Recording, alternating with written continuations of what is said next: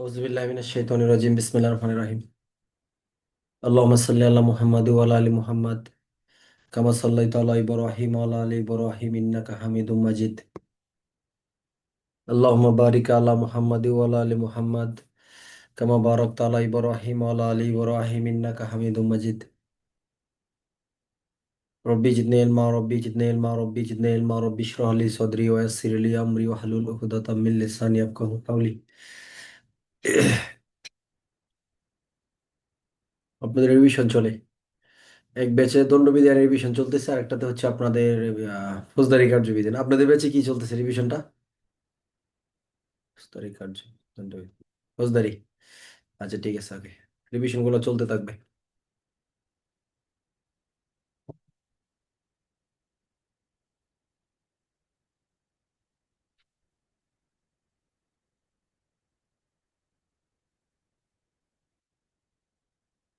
ফৌজদারি কার্যবিধি আইনের 75-2 পর্যন্ত ছিল, এই তো। গ্রেপ্তার, আদালত গ্রেপ্তার আহ পরোয়ানা বাতিল না করা পর্যন্ত, আসামি গ্রেপ্তার না হওয়া পর্যন্ত, অথবা আত্মসমর্পণ না করা পর্যন্ত পরোয়ানার মেয়াদ কি থাকবে? বলবৎ থাকবে, হ্যাঁ। পুলিশ প্রবিধানের 323-এর ক বিধি। 75-2 এর সাথে 323-এর কত হবে? ক হবে। 76 দ্বারা আদালত জামানত গ্রহণের নির্দেশ দিতে পারে। এই নির্দেশটা কাকে দিবে? এমসিকিউ প্রশ্ন। আদালত জামানত গ্রহণের নির্দেশ প্রদান করতে পারে, এই আদেশটা কাকে প্রদান করবে? ক, কোন ম্যাজিস্ট্রেটকে। খ, পরোয়ানাই যে ব্যক্তি বা অপরাধীর নাম উল্লেখ করা আছে সেই ব্যক্তিকে। গ, পুলিশ অফিসারকে। ঘ, জামিনদারকে।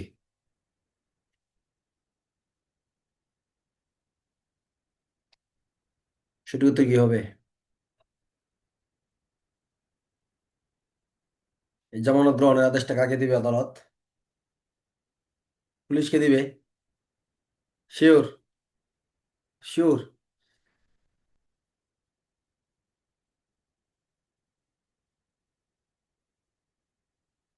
অন্য কিছু বলবেন না কেউ? এখন পর্যন্ত সঠিক উত্তর আসে নাই। আর কেউ কিছু বলবেন? কাকে দিবে আদেশটা?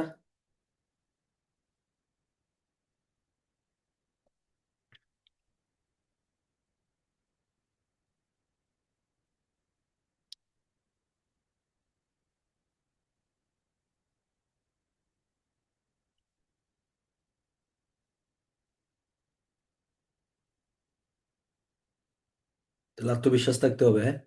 সঠিক উত্তর হলো পুলিশ অফিসার। সঠিক উত্তর কি? পুলিশ অফিসারকে। যেহেতু পুলিশ অফিসার গ্রেপ্তারি পরোয়ানা কার্যকর করতে যাচ্ছে, তাহলে তাদেরকে বলবে তোমরা কি করবা? জামিনদার নিবা, জামানত এবং মুসলেকা নিয়ে তাকে কি করবা? ছেড়ে দিবা। ঠিক আছে।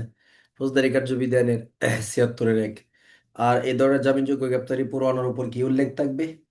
জামিনদার কতজন হবে এটা আদালত থেকে উল্লেখ করা দেওয়া থাকবে। তারপরে হলো জামানতের অর্থটার জন্য কি হবে না হবে, দায়বদ্ধতা ইত্যাদি। আর গত হলো হাজির হওয়ার সময়।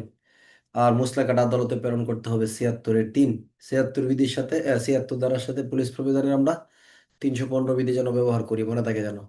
77 গ্রেপ্তারি পরোয়ানা সাধারণত এক বা একাধিক পুলিশ অফিসারের প্রতি নির্দেশিত হবে, তাই না? মেট্রোপলিটন এলাকার জন্য হলে তো এটাই হবে। আর তাৎক্ষণিক যদি পুলিশ অফিসার পাওয়া না যায় বা কোনো ব্যক্তিকে তাৎক্ষণিক বা দ্রুত গ্রেপ্তারের প্রয়োজন হয়, তাহলে সেই ক্ষেত্রে এক বা একাধিক ব্যক্তির প্রতি গ্রেপ্তারি পরোয়ানা কার্যকর করার আদেশ দিতে পারে। ফৌজদারি কার্যবিধি আইনের 78-এর না কত, 77-এর 1। তাদের একজন বা সকলে মিলেও পরোয়ানা কার্যকর করতে পারবে। 77-এর 2। আদালত জমির মালিক, কৃষক, ম্যানেজারের প্রতিও গ্রেপ্তারি পরোয়ানা কার্যকর করার আদেশ দিতে পারবে। কখন? কোনো পলাতক আসামিকে গ্রেপ্তার করার জন্য, কোনো ঘোষিত অপরাধীকে গ্রেপ্তার করার জন্য, কোনো জামিনের অযোগ্য অপরাধীকে গ্রেপ্তার করার জন্য। কোনটা সঠিক? সব কয়টাই সঠিক। ফৌজদারি কার্যবিধি আইনের 78-এর 1 দ্বারা জমির মালিক, কৃষক, ম্যানেজার পরোয়ানা প্রাপ্তি স্বীকার মূল্যে গ্রহণ করবেন, পরোয়ানা কার্যকর করবেন যদি এলাকায় থাকে অথবা প্রবেশ করে বা বসবাস করে। 78-এর 3 পরোয়ানা কি করবেন? কার্যকর করার পর ওই ব্যক্তিকে পুলিশের কাছে অথবা ম্যাজিস্ট্রেটের কাছে নিয়ে যাবেন নাকি? পুলিশের কাছেও নিতে পারেন, ম্যাজিস্ট্রেটের কাছেও নিতে পারেন, হ্যাঁ নাকি? কার কাছে নিয়ে যাবেন? পুলিশের কাছে নিয়ে যাবেন। ফৌজদারি কার্যবিধির ৭৮-৩ ৭৯ দ্বারা নির্দেশিত গ্রেপ্তারি পরোয়ানা পুলিশ অফিসার অপর অফিসার দ্বারাও কার্যকর করাইতে পারেন।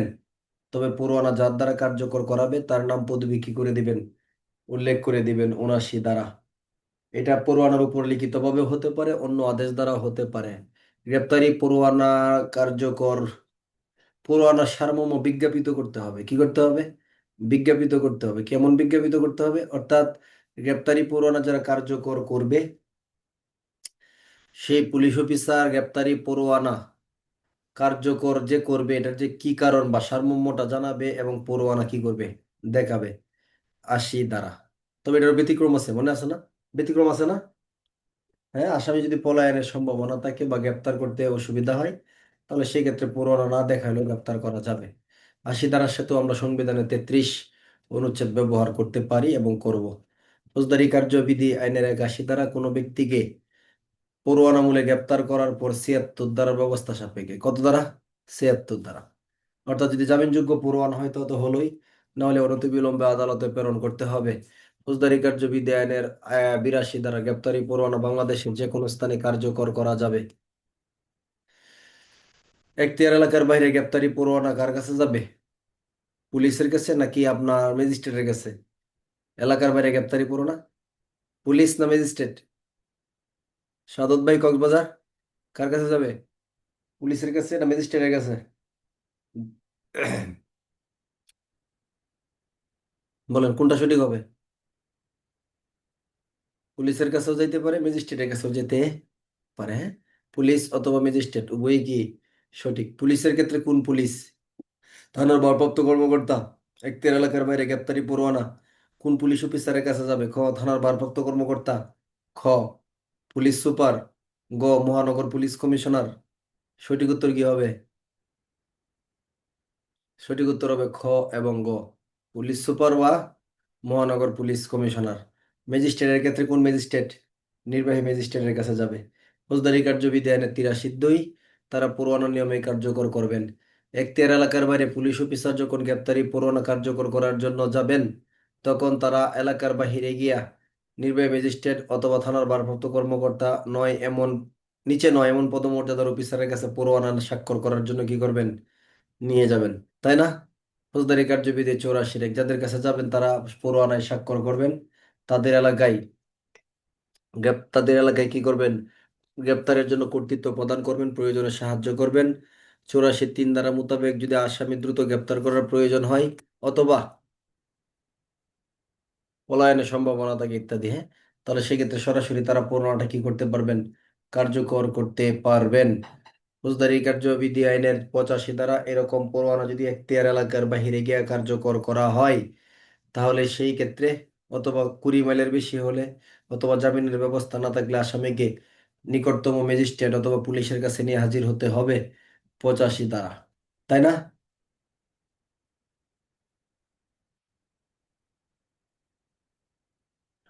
৮৪টা আসলে এখতিয়ার এলাকার বাহিরে। এখন আদালতের যতটুকু যতটুকু এখতিয়ার আছে এখতিয়ারের বাহিরে হতে পারে, হ্যাঁ। যে এখতিয়ারটা আছে আদালতের যে এখতিয়ার, সেই এখতিয়ারের বাহিরের ক্ষেত্রে এটা। এখন ধরেন আপনার জেলার পরোয়ানার ভিতরে তো আপনার পুরা জেলাতে এখতিয়ার থেকে থাকে, তাহলে সেই ক্ষেত্রে পার্শ্ববর্তী জেলার কথা হতে পারে, হ্যাঁ, এরকম। ফৌজদারি কার্যবিধি আইনের ৮৬ ধারা যাদের কাছে গ্রেপ্তারি পরোয়ানা, আপনার প্রশ্ন করবেন না এখন, শুধু রিভিশন দেন কারণ সামনে লম্বা আলোচনা আছে।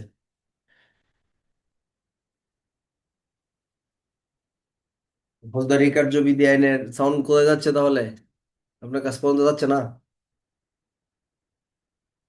ফৌজদারি কার্যবিধি ৮৬ ধারা যাদের কাছে গ্রেপ্তারি পরোয়ানা, প্রশ্ন করেন না আপনারা প্লিজ। এখন পর্যন্ত সব ঠিক আছে আল্লাহর রহমতে। আপনার ফোনে ভলিউমটা বাড়ান।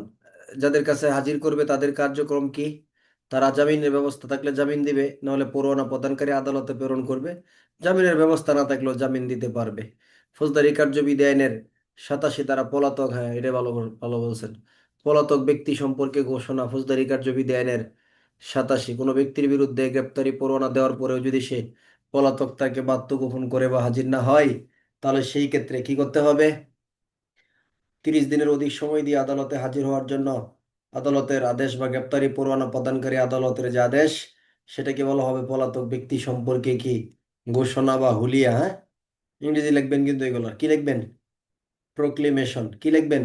PROCLAMATION। প্রোক্লেমেশন। ইংলিশগুলো ব্যবহার করতেই হবে, করবেন ভালো করার জন্য। ক্রুকের ক্ষেত্রে কি লিখবেন? অ্যাটাচমেন্ট।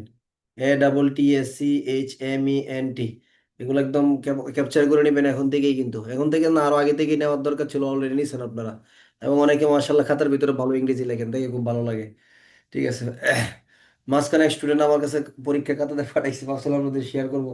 টোটালটা ইংলিশ লিখে ফেলছে। পরে আমি বলছি যে এটা করার দরকার নাই আপনার, মানে টোটাল ইংলিশ, বাংলা কোনো কিছু নাই। মানে টোটাল আনসারটা ইংরেজির উপর দিয়ে করছে। ঠিক আছে। আমি বলছি পরীক্ষা হলে এটা করার দরকার নাই, টোটাল ইংলিশ লেখার দরকার নাই আপনার এই ক্ষেত্রে। অনেক ক্ষেত্রে জটিলতা সৃষ্টি হতে পারে। ভালো লেখছে এবং নির্ভুল ইংলিশ লেখছে উনি। ফৌজদারি কার্যবিধি আইনের মানে এক্সপার্ট আছে ইংলিশের জন্য আর কি পারছে। ফৌজদারি কার্যবিধি আইনের 88 ধারা। বিশেষ জায়গাগুলোর ক্ষেত্রে ইংরেজি ব্যবহার করবেন, আপনার সংজ্ঞার জায়গাগুলোর ক্ষেত্রে, কিছু কিছু গুরুত্বপূর্ণ শিরোনামের ক্ষেত্রে আপনি ব্যবহার করতে পারেন। হ্যাঁ, যদি সিম্পল কোনো এক্সাম্পল দিতে চান সেই ক্ষেত্রে ব্যবহার করতে পারেন, তবু অতিরিক্ত যেন না হয়ে যায়। ফৌজদারি কার্যবিধি আইনের 87-1, পুলিশ প্রবিধানের 472 বিধি। তাহলে হুলিয়ার জন্য সময়সীমা, সহজ প্রশ্নে তো ভুল করেন আপনারা। হুলিয়া জারির সময়সীমা কোনটা সঠিক? ক 30 দিন, খ 30 দিনের কম হবে না, গ 30 দিনের বেশি হবে না। তাহলে সঠিক উত্তর কোনটা? সহজ প্রশ্ন কিন্তু, দেখি উত্তর। হুলিয়াজারির সময়সীমা কোনটা? ক 30 দিন, খ 30 দিনের কম হবে না, গ 30 দিনের বেশি হবে না। কোনটা সঠিক উত্তর? যারা ভিডিও মোডে আছেন সবাই আঙ্গুল উঠায় রাখেন। এভাবে আঙ্গুল উঠান, আমি দেখি যারা ভিডিও মোডে আছেন কোনটা সঠিক।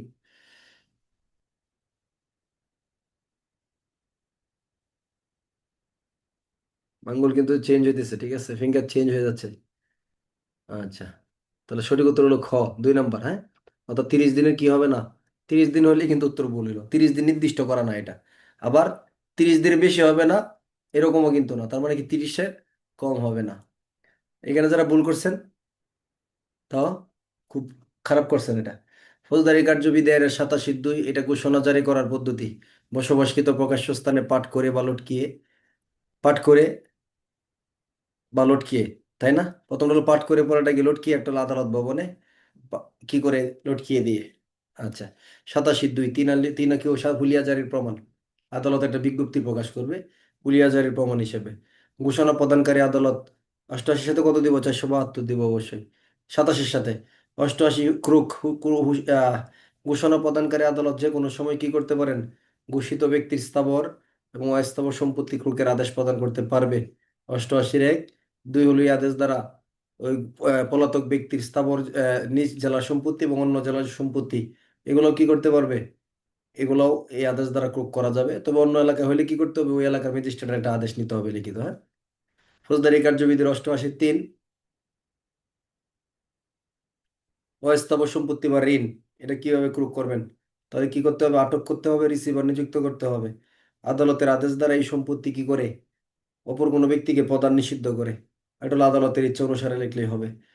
আর 4 হলো স্থাবর সম্পত্তি ক্রোকের পদ্ধতি। দখল করে, রিসিভার নিযুক্ত করে, আদালতের লিখিত আদেশ দ্বারা উক্ত সম্পত্তি অপর কোনো ব্যক্তিকে হস্তান্তর বা খাজনা প্রদান নিষিদ্ধ করে, আদালতের ইচ্ছা অনুসারে বা যে কোনো দুটি পদ্ধতি অবলম্বন করে। যাই লেখেন, সমস্যা নাই।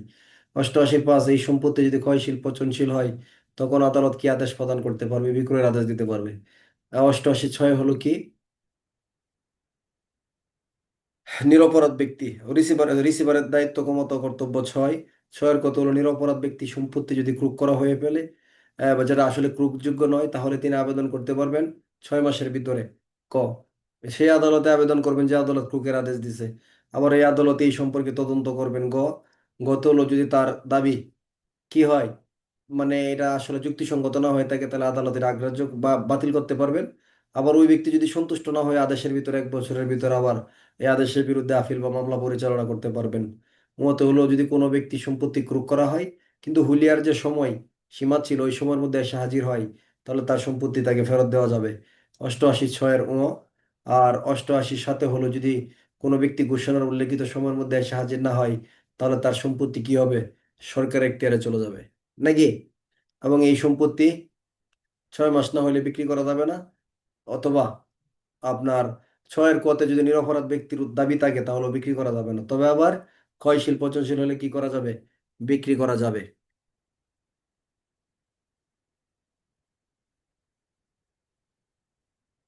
ফৌজদারি কার্যবিধি আইনের 89 দ্বারা যে সম্পত্তি 88-র সাথে ক্রোক করা হলো, সেই সম্পত্তি কি করতে হবে? যে 2 বছরের ভিতরে ক্রোকের তারিখ থেকে এসে হাজির হয়ে সন্তোষজনক জবাব দিতে পারে, যে কোনো মাধ্যমে সন্তোষজনক, তাহলে তার অবশিষ্ট সম্পত্তি কি করা হবে? আনা নেওয়া ব্যতীত অবশিষ্ট সম্পত্তি তাকে ফেরত দেওয়া হবে। ফৌজদারি কার্যবিধি আইনের 89 দ্বারা যদি সম্পত্তি ফেরত না দেয়, তাহলে তার কি অধিকার আছে কোনো? কারণ তার 2 বছরের ভিতরে এসে হাজির হয়ে সন্তোষজনক জবাব দিতে পারছে, কিন্তু সম্পত্তি ফেরত দেয় নাই, তাহলে কি পদ্ধতি অবলম্বন করবে সে? তার এই আদেশের বিরুদ্ধে আবার আপিল করতে পারবে। কত দ্বারাই? ফৌজদারি কার্যবিধির 405 দ্বারাই। 400 কত? 5 দ্বারাই। ফৌজদারি কার্যবিধি আইনের পরবর্তী ধারা হলো 90 দ্বারা সমনের পরিবর্তে এবং অতিরিক্ত সমন সে কি করে নাই, আদালত মনে করতে সমন দিলে মান্য করবে না, তাহলে পরিবর্তে পরোয়ানা দিবে। অলরেডি অমান্য করে ফেলছে, তাহলে অতিরিক্ত আরেকটা কি দিবে? 90 ধারার পরোয়ানা প্রদান করবে, তাই না? নন বেইলেবল ওয়ারেন্ট ফর, কার জন্য এটা মূলত? যদি বলে ফৌজদারি কার্যবিধির 90 ধারা কার্যক্রম কার ক্ষেত্রে প্রযোজ্য, এটা এটা কার জন্য? বাদীর জন্য, আসামির জন্য, সাক্ষীর জন্য। কার জন্য? উইটনেস, এটা একদম সাক্ষীর জন্য প্রযোজ্য। কিন্তু কার জন্য এটা? এটা কিন্তু সাক্ষীর প্রতি প্রথম পরোয়ানা। ঠিক আছে? ফৌজদারি কার্যবিধি আইনের 90 ধারা। 91 ধারা, যে আদালত কোনো ব্যক্তি সমন পরোয়ানা দিয়ে কোনোকে হাজির করতে পারে, তার কাছ থেকে মুসলাকা নিয়ে হাজির করতে পারে। 91 ধারা, মুসলাকার শর্ত যদি কেউ অমান্য করে তাহলে আদালত গ্রেপ্তারি পরোয়ানা দেবে। 92 ধারা, সমন গ্রেপ্তারি পরোয়ানার ইতিমধ্যে যে নিয়মগুলো পড়ছি, এই নিয়মে সকল সমন এবং গ্রেপ্তারি পরোয়ানা জারি বা কার্যকর করতে হবে। 93 ধারা, বাংলাদেশের বাইরে ডাকযোগে সমন। 93 ক, গ্রেপ্তারি পরোয়ানা। খ, বিদেশ থেকে সমন গ্রেপ্তারি পরোয়ানা বাংলাদেশে জারি বা কার্যকর করণ। 93 টাইপের। গ ধারা, ফৌজদারি কার্যবিধি আইনের পরবর্তী অধ্যায়, সপ্তম অধ্যায়, দলিল ও স্থাবর সম্পত্তি অন্যায়ভাবে আটক ব্যক্তিকে উদ্ধার করার জন্য পরোয়ানা। কোনো ব্যক্তির নিকট মামলা সংক্রান্ত কোনো বস্তু, দলিলাদি ইত্যাদি যদি থাকে, তাহলে এগুলো নিয়ে হাজির হওয়ার জন্য পুলিশ অফিসার, থানার ভারপ্রাপ্ত কর্মকর্তা অথবা আদালত লিখিত আদেশ বা সমন দিতে পারবেন, তাই না?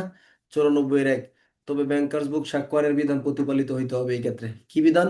ব্যাংকের রক্ষিত হিসাব দলিল যেন প্রকাশ না পেয়ে যায়, বা যে ক্ষেত্রে প্রকাশ পায় সেই ক্ষেত্রে হাইকোর্ট বিভাগ, দায়রা আদালতের অনুমোদন লাগবে। ফৌজদারি কার্যবিধি 94-2, যাকে আদেশ দিবে তিনি নিজেও হাজির হইতে পারেন, অপরের দ্বারাও হাজির করাইতে পারেন। 94-3 দ্বারা, 94-3 দ্বারা, সাক্ষ্য 123-24 ধারার বিধানকে ব্যাহত করবে না, এবং চিঠিপত্র বা টেলিগ্রামের ক্ষেত্রে এই বিধান প্রযোজ্য হবে না। 95 দ্বারা, চিঠিপত্র টেলিগ্রাম সম্পর্কিত কার্যপদ্ধতি। তাহলে 94 ধারার এই কার্যক্রমের জন্যই কোনো হাইকোর্ট বিভাগ বা অথবা দায়রা আদালত হইতে পারে। কি করতে পারেন? যদি কোনো ব্যক্তির নিকট এই আপনার ডাক বা পার্সেল বা টেলিগ্রাম সংক্রান্ত কোনো বিধান থাকে, বিষয় থাকে, তাহলে কোনো ব্যক্তিকে, ডাক বিভাগের কোনো ব্যক্তিকে অপর কোনো নির্দিষ্ট ব্যক্তির নিকট জমা দেওয়ার জন্য আদেশ প্রদান করতে পারবে। ফৌজদারি কার্যবিধি আইনের 95-1 দ্বারা, অপর পুলিশ কমিশনার, পুলিশ সুপার বা অপর কোনো নির্বাহী ম্যাজিস্ট্রেট এগুলো উদ্ধার করার জন্য কি করতে পারবে? আদালতের অনুমোদন নিয়ে ডাক বিভাগের ব্যক্তির দ্বারাও তল্লাশি করাইতে পারবে। ফৌজদারি কার্যবিধি আইনের ফৌজদারি কার্যবিধি আইনের 95-2 দ্বারা, 94-95 ধারার আদেশ অমান্য করলে 96 ধারায় আদালত তল্লাশি পরোয়ানা ইস্যু করতে পারবে। পারবে না? 96 ধারা তল্লাশি পরোয়ানা কারোর ইস্যু গুলা কি? 94 ধারার বিধান অমান্য করা, 95 ধারার বিধান অমান্য করা, পরিদর্শন দ্বারা কোনো জায়গায় কোনো কিছু পাওয়া যাবে এই কারণে, কি কি কারণে করা যেতে পারে? এই সবগুলো কারণে এই তল্লাশি পরোয়ানা দেওয়া যেতে পারে ফৌজদারি কার্যবিধি আইনের 96 ধারা। তবে চিঠিপত্র, টেলিগ্রাম ইত্যাদির জন্য তল্লাশি পরোয়ানা দিলে আবার কে লাগবে? জেলা ম্যাজিস্ট্রেট বা মুখ্য মহানগর মুখ্য বিচারিক ম্যাজিস্ট্রেট হইতে হবে। 97 ধারা, পরোয়ানা নিয়ন্ত্রণ করার ক্ষমতা, অর্থাৎ পরোয়ানা উল্লেখিত স্থান ছাড়া অন্য স্থানে কি করা যাবে না? তল্লাশি করা যাবে না। এরকম কথা কিন্তু প্রবিধান 280-তেও আছে, যে পরোয়ানায় যে বস্তু উল্লেখ আছে এটাই শুধু নিতে হবে। আবার যে স্থানের কথা বলা আছে এখানে কি করতে হবে? এইখানে তল্লাশি করতে হবে। হ্যাঁ।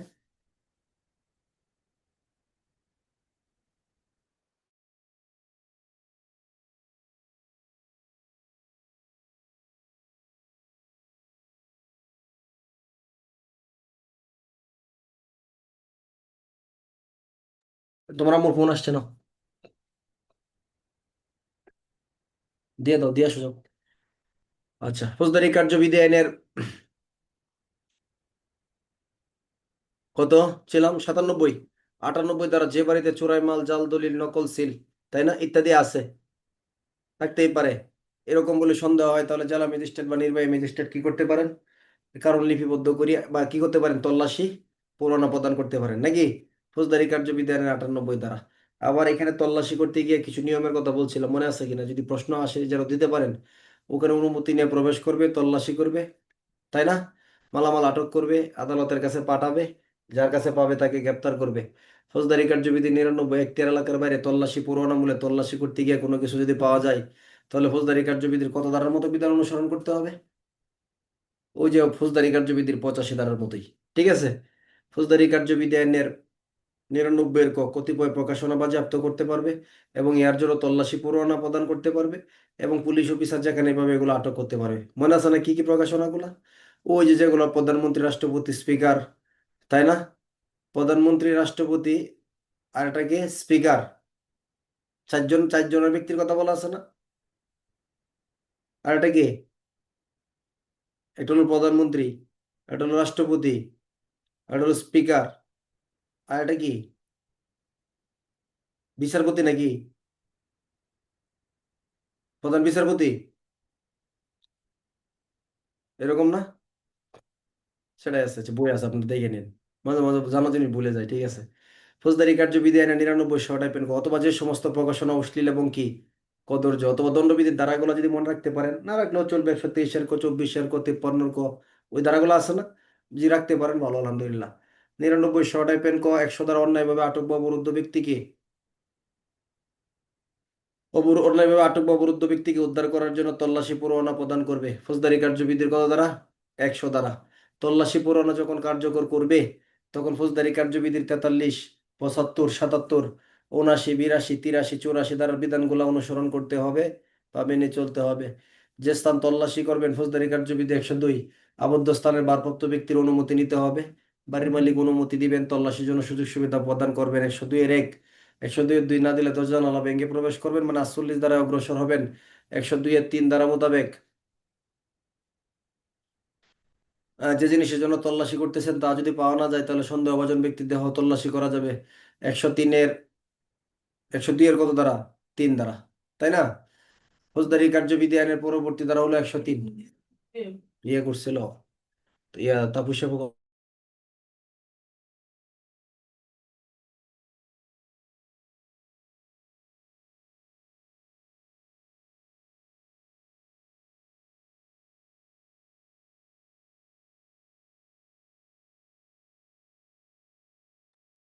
ফৌজদারি কার্যবিধি আইনের 103-1 কি?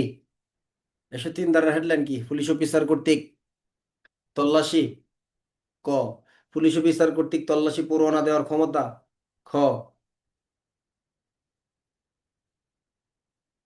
বাড়ির মালিকের অনুমতি নিয়ে তল্লাশি করতে হবে, গ, সাক্ষীর উপস্থিতিতে তল্লাশি করতে হবে, ঘ। কোনটা সঠিক? নাকি সবকটাই সঠিক? সাক্ষীর উপস্থিতিতে তল্লাশি করতে হবে, এটা হলো মূলত 103 ধারার মূল আলোচনা, তাই না। তাহলে গণ্যমান্য বা স্থানীয় বাসিন্দা 2 বা ততোধিক ব্যক্তিকে সাক্ষী হিসেবে কি করতে হবে? আহ্বান করতে হবে 103-এর কত দ্বারা? 1 দ্বারা, অথবা লিখিত আদেশ বা সমন দেওয়া যাবে। তাদের উপস্থিতিতে তল্লাশি করতে হবে, তালিকা প্রস্তুত করতে হবে, সাক্ষীদের স্বাক্ষর নিতে হবে 103-এর 2 দ্বারা।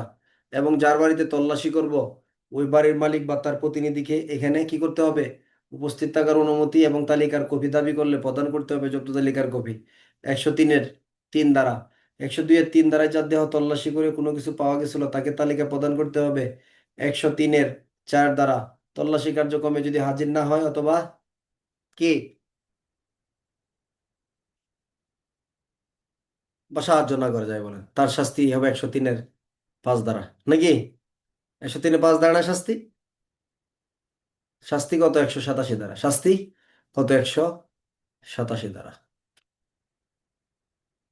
তাহলে তল্লাশির কার্যক্রম দিয়ে যদি সাহায্য করে না এরকম প্রশ্ন আসে, তাহলে 187 দ্বারা তো শাস্তি দিবেনি। ফৌজদারি 103-এর 5 দ্বারা সাথে কি করবেন? লিখে দিবেন যে তল্লাশি দিয়ে সাহায্যের প্রশ্ন চলে আসে, মনে রাখবেন এটা। ফৌজদারি কার্যবিধি আইনের বলবেন যে এত নিয়ম কিভাবে মনে রাখবো? আরো তো নিয়ম কানুন সব রয়ে গেছে, নিয়ম কানুন এখনো শুরু হয় না, তুমি আইন পড়ছেন, এখন বাকি যা কয়দিন পড়বেন শুধু নিয়ম কানুন। বলে যে এত নিয়ম কানুন কিভাবে মনে রাখবো? প্রশ্ন আসে না? যে এটা মাথায় এখন শুনছি, এটা মনে হয়েছে, এটা আসলে পারবো। নতুন হঠাৎ করে একটা আইছে, এটা কি? ওইটা আপনি আরো ভালো পারবেন। ওইটা আপনি কি করবেন? আপনি এখন বাস্তব জীবনে যখন চোখের সামনে বা হঠাৎ করে একটা আপনার অনাকাঙ্ক্ষিত ঘটনা ঘটে যাচ্ছে, এটা আপনি কি করতেছেন? মোকাবেলা করতেছেন না? এখান থেকে আপনি কি সমাধান হয়ে যাচ্ছে না বিষয়গুলো? পরীক্ষার হলেও দেখবেন আপনার জন্য সহজ হয়ে গেছে। এবং আমরা এখানে ক্লাসে যতটুকু শিখবেন, আপনার অভিজ্ঞতাটা পরীক্ষার হলে গিয়ে দেখবেন এটা আরো কি হবে। আপনি আরো এমন ভাবে এমন কিছু লিখে দিয়ে আসবেন যে আপনি নিজেও কল্পনা করতে পারেন নাই। যদি মানে আপনি এত সুন্দর কিছু দিয়ে আসবেন লিখে, তবে এটা কখন হবে? যদি পরিস্থিতি আপনার অনুকূলে থাকে, যদি সবকিছু ঠিকঠাক থাকে। ঠিক আছে? আবার আল্লাহ মাফ করুক, মনে হয় যে সব পড়া জানা থাকে, কিন্তু তারপরেও কি হয়ে যায়, জানা বিষয়গুলোর ক্ষেত্রে ভুল, একাধিকবার ভুল করে লিখে ফেলে। অথবা কমন যে সহজ জিনিসগুলো পরীক্ষার হলে মনে হতে চায়, মানে মাথায় আসে না, কষ্ট হয়, তখন এর একটা লোড হয়ে যায়, তখন আরো কি হয়, তখন দেখা যাচ্ছে আরো জানাগুলো ভুল হয়ে যায়। এই জন্য বলতেছি যে আমি আমার কথা হলো একটাই, যে আপনার আমি আগেও বলছি, আরো সামনেও বলবো ইনশাল্লাহ, যে সবসময় এরকমটাই, কোনো সময় যেন না ভাবা হয় যে আমার খুব ভালো একটা প্রস্তুতি, আমার এই প্রস্তুতি আমার রেজাল্টের জন্য ভালো, যথেষ্ট। না, আপনার প্রস্তুতির মাধ্যমে, আপনার হাতের লেখার মাধ্যমে এবং আপনার কি বলে মেধার মাধ্যমে আপনার সফলতা যথেষ্ট কারণ হতে পারে না, তাই না? তাহলে যথেষ্ট কারণ হবে একমাত্র, একমাত্র কে যথেষ্ট? একমাত্র যথেষ্ট আমাদের মহান রব আল্লাহ। উনি যদি চাই তাহলে সবই যথেষ্ট, কিন্তু লিঙ্ক দিকে আরেকটা দিতে হবে। কেমনে হবে?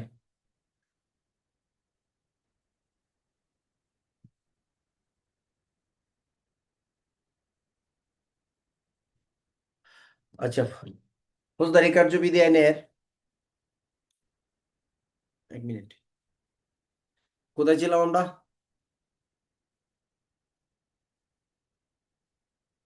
103 নাকি? 104 দ্বারা যে মালামাল গুলা নিয়ে রাখছে, সেই মালামাল গুলা কি করতে পারবে? আটক করতে পারবে বা রাখতে পারবে যতদিন 105 দ্বারা হলো ফৌজদারি কার্য দেওয়া। ওই দিন লিঙ্কটা দিছিলাম, লিঙ্কটা আছে আপনার কাছে? লিঙ্কটা দিয়ে দিন তো গুগলতে।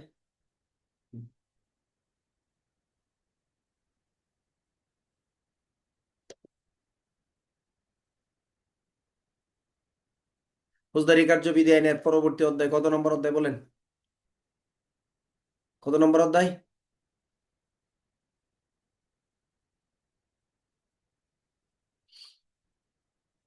অষ্টম অধ্যায়। শান্তিরক্ষা, সদাচরণ, মুসলেখা সম্পর্কিত নাকি?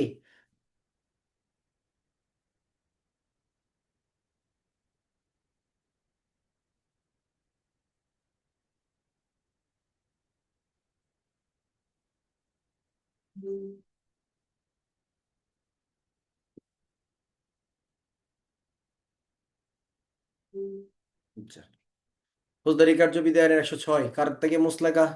দণ্ডিত ব্যক্তির নিকট থেকে শান্তি রক্ষার মুসলেকা। কোন ব্যক্তি? দণ্ডিত ব্যক্তির নিকট থেকে শান্তি রক্ষার মুসলেকা। কতদিন? অনধিক 3 বছর সময়ের জন্য। কতদিন? অনধিক 3 বছর সময়ের জন্য। জামিনদার সহ হতে পারে, জামিনদার ব্যতীত হতে পারে, তাই না? 106 দ্বারা, 107 দ্বারা হলো কি অন্য অন্য ক্ষেত্রে শান্তি রক্ষার মুসলেকা। কতদিনের জন্য? অনধিক 1 বছর সময়ের জন্য মুসলেকা কেন নেওয়া হবে না তার কারণ দর্শাইতে পারেন। ফৌজদারি কার্যবিধির 107-এর সাথে পুলিশ প্রবিধানের কত বিধি ব্যবহার করতে পারি আমরা? 287 বিধি। 287। 108 রাষ্ট্রদ্রোহমূলক প্ররোচকের নিকট থেকে অনধিক 1 বছরের জন্য কেন সদাচরণের মুসলেকা নেওয়া হবে না তার কারণ দর্শাইতে পারেন। 108-এ কারণগুলো মনে আছে? দণ্ডবিধির 123 শ টাইপেন ক, 24 শ টাইপেন ক, দণ্ডবিধি আইনের 153 শ টাইপেন ক, দণ্ডবিধি আইনে মানহানি ভীতি প্রদর্শন সংক্রান্ত অপরাধের জন্য। 109 ভবঘুরে সন্দেহভাজন ব্যক্তির নিকট থেকে অনধিক 1 বছর সময়ের জন্য জামিনদার সহ কেন সদাচরণের মুসলেকা নেওয়া হবে না তার কারণ দর্শাইতে পারেন। মনে আছে? যে ব্যক্তি অপরাধ করার জন্য নিজের নাম পরিচয় গোপন করে বা সাবধানতা অবলম্বন করে, যে ব্যক্তির প্রকাশ্য কোনো জীবিকা নাই এবং নিজের সম্পর্কে সন্তোষজনক জবাব দিতে পারে না। পুলিশ প্রবিধানের 288 বিধি। 110 দ্বারা অভ্যাসগত অপরাধীদের নিকট থেকে অনধিক কত বছর? 3 বছর সময়ের জন্য কেন জামিনদার সহ মুসলেকা নেওয়া হবে না সদাচরণের তার কারণ দর্শাইতে পারেন। ফৌজদারি কার্যবিধির 110 দ্বারা। মনে আছে 6টা কারণ? এটা একাধিকবার হয় প্রশ্ন কিন্তু লিখিত। অভ্যাসগত অপরাধীর নিকট থেকে কেন সদাচরণের মুসলেকা নেওয়ার কি করা হয়? কারণ দর্শানো হয়। বলা যাবে?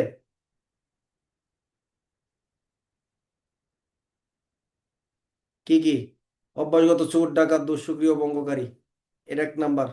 বা ক খ দিয়া পড়বেন, অভ্যাসগত চোরাই মাল গ্রহণকারী, অভ্যাসগত অপরাধীদেরকে আশ্রয় দানকারী, অভ্যাসগত কি অপহরণকারী, অথবা সম্পত্তি আদায়কারী, অথবা মুদ্রা স্ট্যাম্প সম্পর্কে অপরাধী যাই বলেন।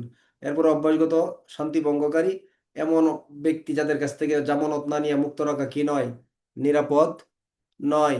289, 290 বিধি 112 ধারা হলো 107 বা 10 ধারা। আপনার এই ধরনের 107 থেকে 10 ধারার জন্য যে মুচলেকার কারণ দর্শানো হবে, যে আদেশ দিতে হবে 112, উপস্থিত ব্যক্তির ক্ষেত্রে করণীয় 113, অনুপস্থিত ব্যক্তিকে সমন পরোয়ানা দিয়ে হাজির করতে পারবে 114, কোনো ব্যক্তিকে হাজিরাতে 115 হলো সমন পরোয়ানা যখন জারি করতে যাবে তখন 112 দ্বারা আদেশ নিয়ে যাইতে হবে। 116 হাজিরা থেকে রেহাই দিতে হবে। 117 খবরের সত্যতা সম্পর্কে অনুসন্ধান করবে। 118 অনুসন্ধানে যদি প্রমাণিত হয় তাহলে মুচলেকা অথবা জামানত গ্রহণের আদেশ প্রদান করবে। যদি নাবালক হয় তাহলে তার জামিনদারের কাছ থেকে নেবে। আবার আগের গুলাই থাকবে, শর্ত কোনো পরিবর্তন হবে না কিন্তু। 119 যদি কারণ না থাকে অব্যাহতি দিবে। 120 মুচলেকার মেয়াদ কবে শুরু হবে, কবে শেষ হবে? দণ্ডিত ব্যক্তির নিকট থেকে শুরু হবে কখন? দণ্ডের মেয়াদ শেষ হওয়ার পর থেকে। অন্যান্য ব্যক্তির কাছ থেকে শুরু হবে তার মুচলেকা যে তারিখে নেওয়া হবে সেই তারিখে, অথবা ম্যাজিস্ট্রেট কর্তৃক নির্দিষ্ট কোনো তারিখে।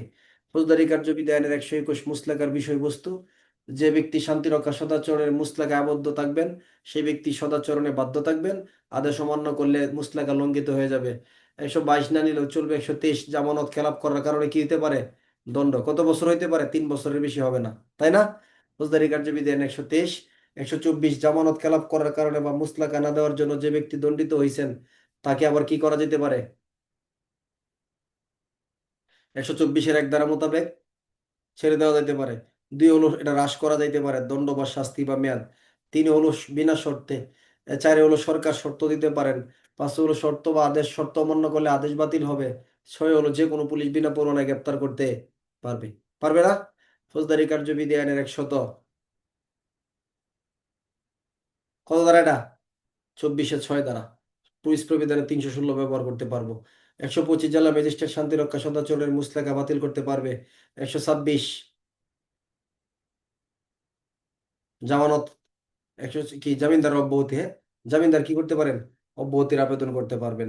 ফৌজদারি কার্যবিধির পরবর্তী অধ্যায়, নবম অধ্যায়, বেআইনি সমাবেশ শান্তি ভঙ্গ করতে পারে এমন 5 বা ততোধিক ব্যক্তির সমাবেশ, অথবা বেআইনি সমাবেশ ছত্রভঙ্গ করার জন্য থানার ভারপ্রাপ্ত কর্মকর্তা অথবা নির্বাহী ম্যাজিস্ট্রেট কি করতে পারেন? মৌখিক আদেশ বা আদেশ প্রদান করতে পারেন। ফৌজদারি কার্যবিধি আইনের 127 ধারা বা 1 ধারা। এবং এই আদেশে তারা ছত্রভঙ্গ হইতে কি থাকবে? বাধ্য থাকবে বা ছত্রভঙ্গ হইবে। ফৌজদারি কার্যবিধির 127, 128, 127 ধারার মৌখিক আদেশে যদি তারা ছত্রভঙ্গ, 127 সাথে আমরা ধারাগুলা মনে আছে না? পুলিশ প্রবিধানের 142 আর পুলিশ আইনের কত, 30 শ টাইপের কয়ের 1 ধারা। আর 127 ধারার আদেশ যদি অমান্য করে তাহলে বল প্রয়োগ করে অগ্রসর হবেন, বেসামরিক শক্তির সাহায্য নেবেন, আটক ও গ্রেপ্তার করবেন, এবং দণ্ডবিধির 145 ধারায় তাদের বিরুদ্ধে কি করা যাবে? ব্যবস্থা গ্রহণ করা যাবে দণ্ডবিধির, তাই না? ফৌজদারি কার্যবিধি আইনের 128 ধারা।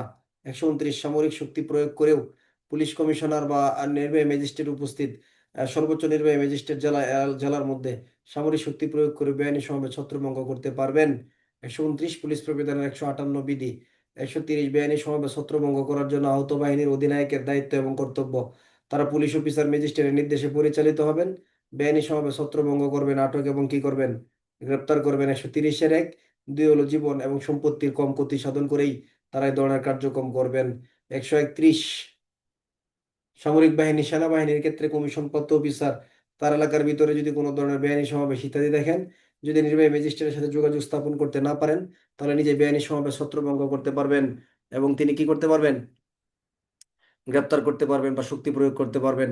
তবে নির্বাহী ম্যাজিস্ট্রেটের সাথে যদি তিনি যোগাযোগ স্থাপন করতে পারেন তাহলে সেই ক্ষেত্রে তিনি ম্যাজিস্ট্রেটের নির্দেশে কি হবেন? পরিচালিত হবেন।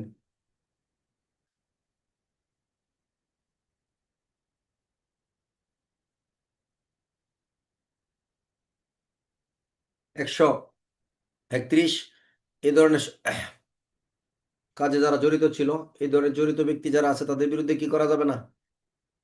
কোনো ফৌজদারিতে কোনো মোকদ্দমাও করা যাবে না, তাদের কাছে অপরাধ হিসেবে কি হবে না?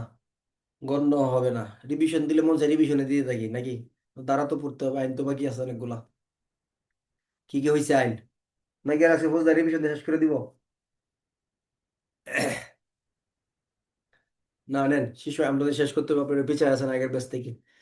তাহলে আমাদের আগের আলোচনা হয়েছে আপনাদের ক্ষেত্রে মাইনরিটি কয়টা? তিনটা।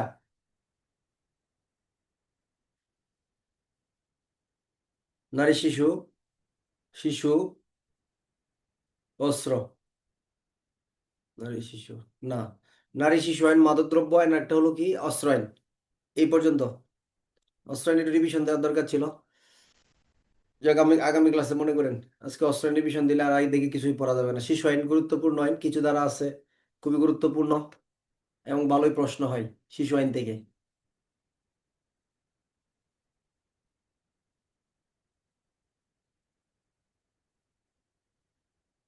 তাহলে আমরা কি আইন পড়বো এখন? শিশু আইন 2013, হ্যাঁ। শিশু আইন কত? 2000। এটা কোনো সংশোধন সংশোধন নাই আল্লাহর মতে। এই জন্য যে আগে যেগুলো পড়ছি এগুলো কাজে লাগবে এখন। তাহলে শিশু আইন 2013 হিসেবে অভিহিত হবে। শিশু আইন থেকে বেশ কিছু প্রশ্ন হয়েছে। কয়েকটা গুরুত্বপূর্ণ ধারা আছে প্রশ্ন হওয়ার মতো। আমরা মোটামুটি ভাবে দেখি কতদূর পড়া যায়। তাহলে শিশু আইন 2013 হিসেবে অভিহিত হবে, এটা হলো এক ধারা নাকি? তাহলে এই আইন শিশু আইন 2013 হিসেবে অভিহিত হবে এক ধারা। অনেকগুলো ধারা পড়বো ইনশাল্লাহ। সহজ যেগুলো একদম কঠিন বা গুরুত্বপূর্ণ বেশি, এগুলো একটু সময় নিয়ে আলোচনা করবো, বাকিগুলো সময় নিব না। তাহলে শিশু আইনের দুই ধারার সংজ্ঞাগুলো পড়বো একটু আমরা। এখানে এক দুইটা সংজ্ঞা গুরুত্বপূর্ণ মোটামুটি হতে পারে। আইনের সাথে সংঘাতে জড়িত শিশু কারা? আইনের সাথে সংঘাতে জড়িত কারা? সংঘাত। তাহলে আইনের সাথে সংঘাতে জড়িত শিশুর ক্ষেত্রে আপনাকে দেখতে হবে, এগুলো কিন্তু এমসিকিউ প্রশ্ন আসতে পারে, অলরেডি প্রশ্ন হয়ও।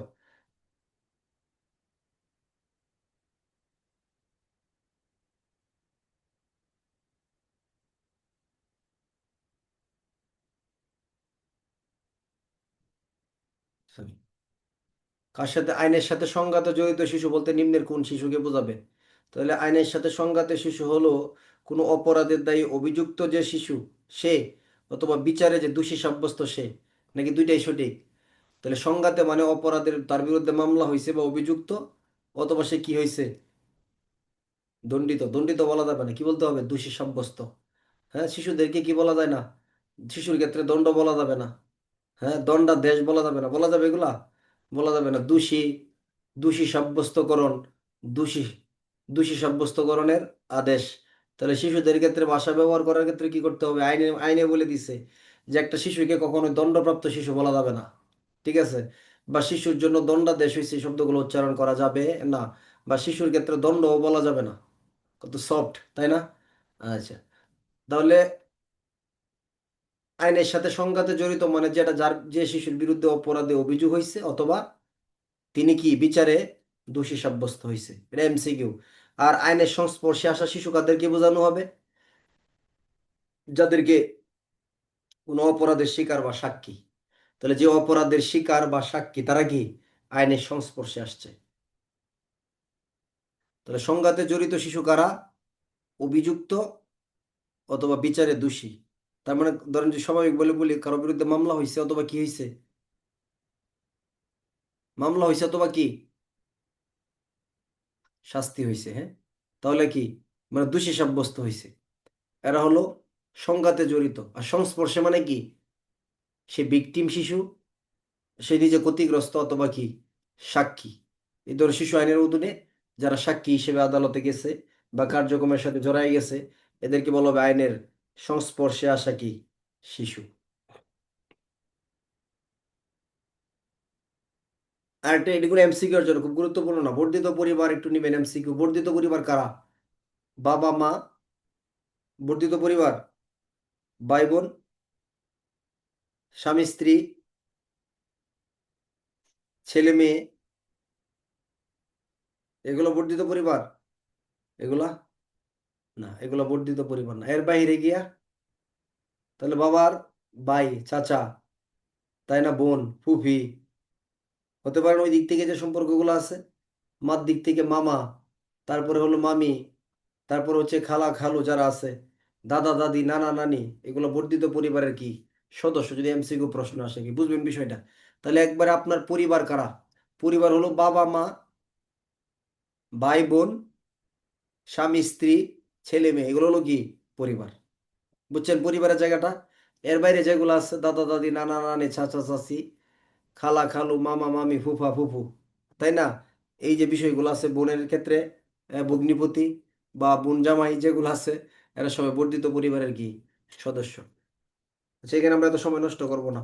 আর আমরা শিশু আইনের একটু লক্ষ্য রাখবেন, ধরেন যদি শিশুর টিকা আসে, তাহলে আমরা কিন্তু সবাই জানি যে শিশু আইনের চায়ের দ্বারা শিশু কাদেরকে বলা হয়, যে আপনার 18 বছরের নিম্নে যাদের বয়স, তারা সকলে শিশু হিসেবে কি হবে, গণ্য হবে।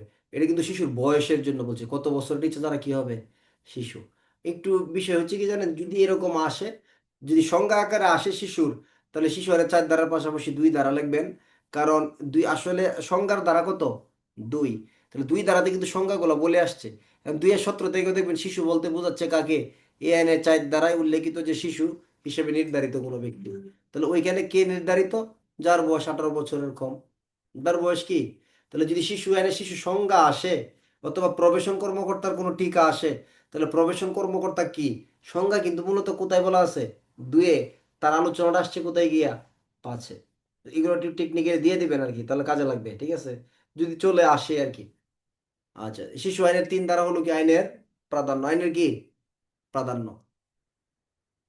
তাহলে অন্য আইনে যাই থাকুক না কেন, এই আইনের বিধানগুলি প্রাধান্য পাবে। তাহলে এখন আপনি বলেন শিশু বলতে প্রকৃতপক্ষে কত বছর বয়সের নিচে যারা বোঝাবে। আপনি তো নারী শিশুতে পড়ে আসছেন 16 বছরের নিচে, 16 বছরের নিচে না, এখানে হলো 18 বছরের নিচে। তাহলে প্রকৃতপক্ষে শিশু কত বছরের নিচে হবে,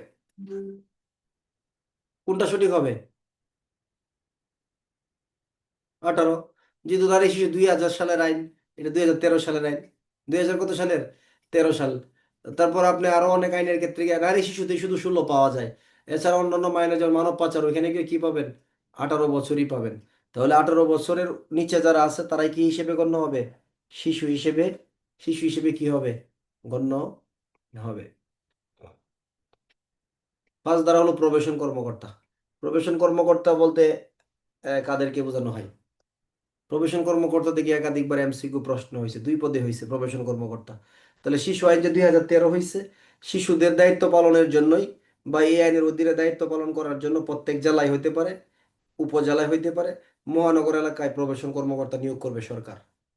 এটা এমসিকিউ, প্রবেশন কর্মকর্তা কোথায় থাকবে, জেলায়, উপজেলা নাকি মহানগর এলাকা। উত্তর হলো সব কয়টাই সঠিক, সবকটাই কি সঠিক। এটা একটা এমসিকিউ প্রশ্ন।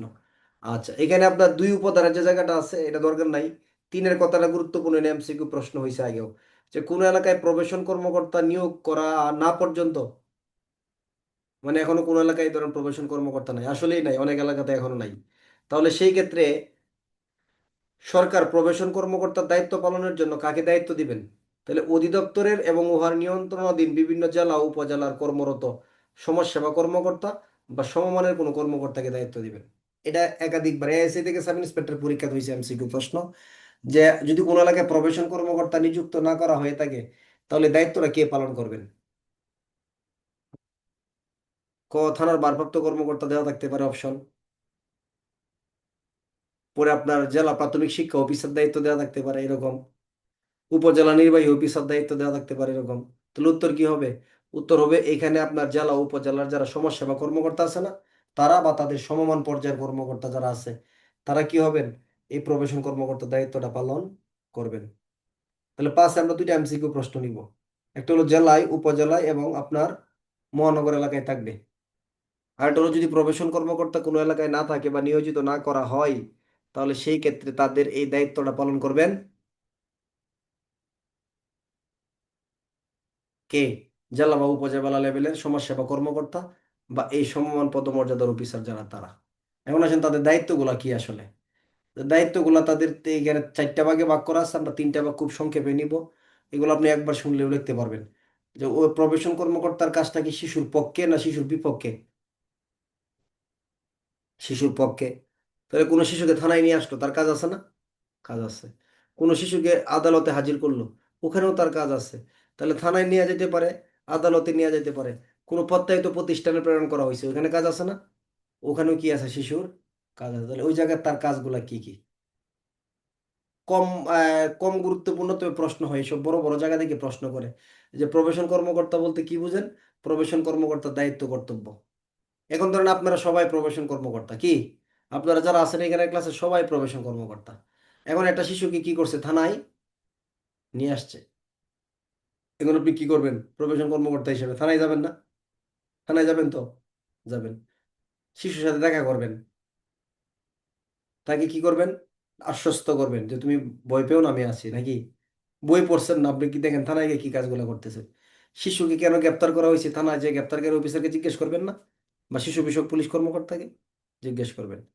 এবং তার সাথে পরামর্শ করে শিশুর জন্য কি করবেন? শিশু জামিনের ব্যবস্থা করবেন। কি করবেন? জামিনের ব্যবস্থা। যদি শিশু জামিনের ব্যবস্থা প্রেরণ করার সুযোগ না থাকে, তাহলে বিকল্প পন্থায় প্রেরণ করবেন। অথবা কোনো নিরাপত্তা হেফাজত বা কোনো প্রত্যায়িত প্রতিষ্ঠানে কি করবেন? প্রেরণ করবেন। শিশুর পিতামাতাকে সংবাদ দিবেন যে আপনাদের সন্তানকে কি করা হয়েছে, যদি না জানে, হ্যাঁ, তাদেরকে এই বিষয়গুলো সম্পর্কে কি করবেন? জানাবেন। তাহলে এই কাজগুলো আপনার করা উচিত না? যেহেতু আপনার শিশুর পক্ষে, শিশুর দেখাশোনার জন্য, শিশুর মঙ্গলের জন্য আপনাকে কি করা হয়েছে? নিয়োজিত করা হয়েছে। তাহলে এখন শিশুকে থানায় নিয়ে চলে গেছে, আপনি বাসায় ঘুমাইলে হবে? শিশুকে থানায় নিয়ে আসছে, তাহলে আপনার কাজ কি? কাজ করবেন, কেন আনা হয়েছে এই সম্পর্কে জানবেন, শিশুর সাথে সাক্ষাৎ করবেন, সহযোগিতা প্রদানে আশ্বস্ত করবেন। কি হলো? দুইটা।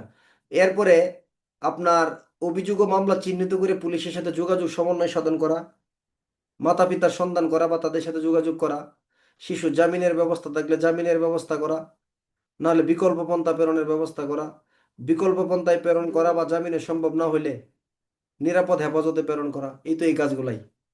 তাহলে আপনি বলেন আপনি এখন কি কাজ করবেন গিয়া? তাহলে থানায় যাবেন, শিশুর সাথে দেখা সাক্ষাৎ করবেন, তাকে আশ্বস্ত করবেন, কেন থানায় নিয়ে আসছে এই সম্পর্কে জানবেন, জামিনের ব্যবস্থা করবেন, জামিন না হলে বিকল্প পন্থা, না হলে নিরাপদ হেফাজতে, তাই না? পিতামাতাকে সংবাদ দিবেন। বাস, চলে গেল কাজ। এটা মুখস্থ করার কোনো বিষয় না। আপনি প্রবেশন কর্মকর্তা হিসেবে আপনি এগুলো করতেছেন। থানায় নিয়ে গেলে, এখন কোথায় নিয়ে গেছে শিশুকে? থানায় তো 24 ঘন্টার বেশি রাখতে পারবে না, পারবে? কোর্টে নিয়ে যাবেন, আদালতে। তাহলে আদালতে নিয়ে গেছে, এখন আপনি প্রবেশন কর্মকর্তা, আদালতে গিয়ে আপনি কি কাজ? ধর এটা কোনোদিন আগে পড়েন নাই, পড়েন নাই, শুনেন নাই, এখন আপনার এই এখানে আপনার ছয়ের দ্বারা উপদ্বারা বাক করার দরকার নাই, যে ছয়ের ক খ গ এরকম দরকার নেই, সব ছয় দ্বারা লিখবেন। এখন আদালতে বা কোর্টে হাজির করছে। ইব্রাহিম ভাই, আপনার প্রফেশন কর্মকর্তা, কোর্টে গেছেন, এখন আপনি কি করবেন?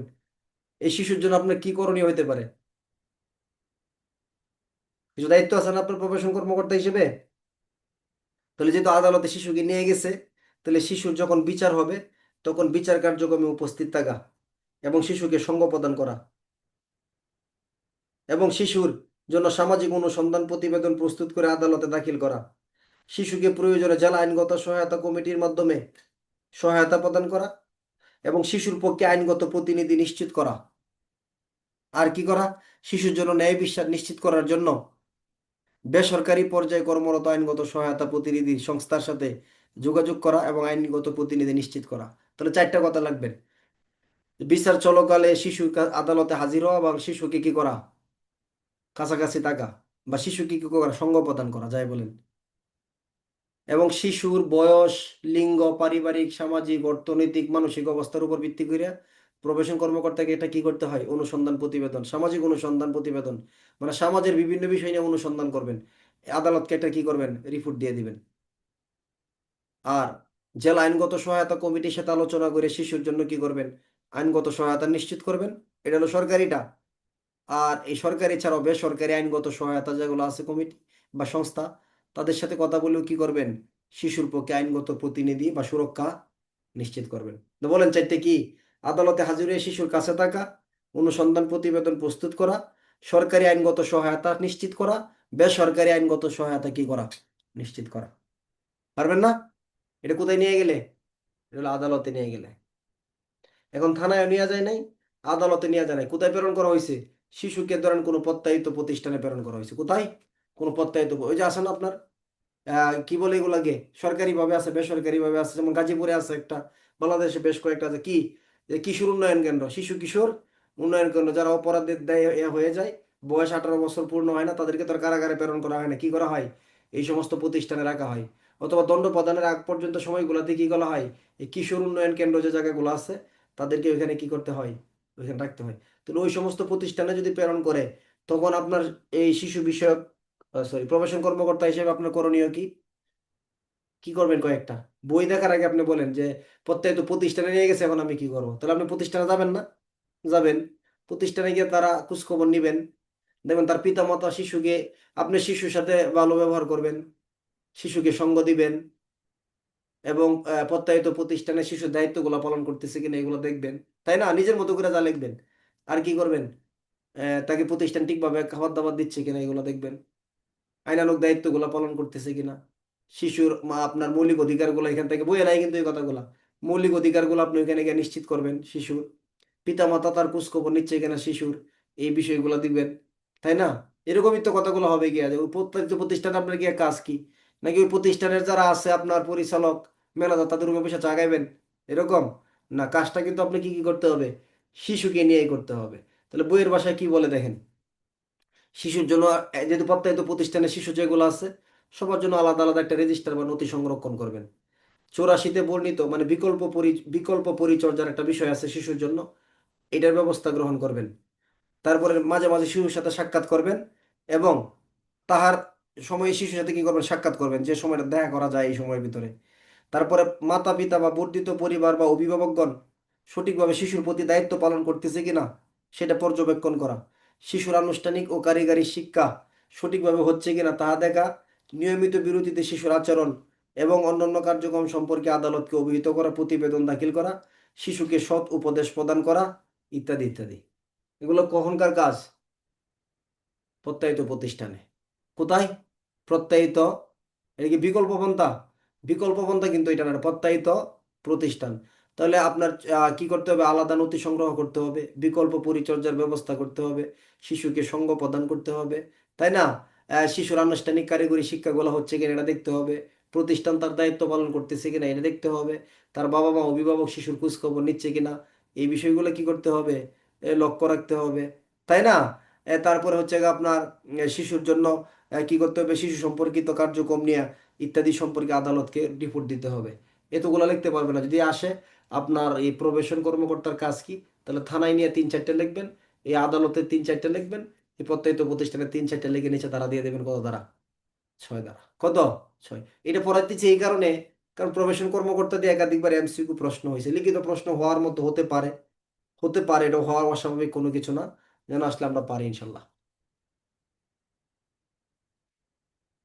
7, 8, 9, 10 এগুলা, 9, 10, 11, 12, 7, 8, 9, 10, 11, 12 এগুলো এমসিকিউ এর জন্য। এগুলো আমরা সব কটা দাঁড়াতে 2 মিনিট সময় নেব, এর বেশি না। তাহলে শিশুর জন্য কি কি বোর্ড থাকবে?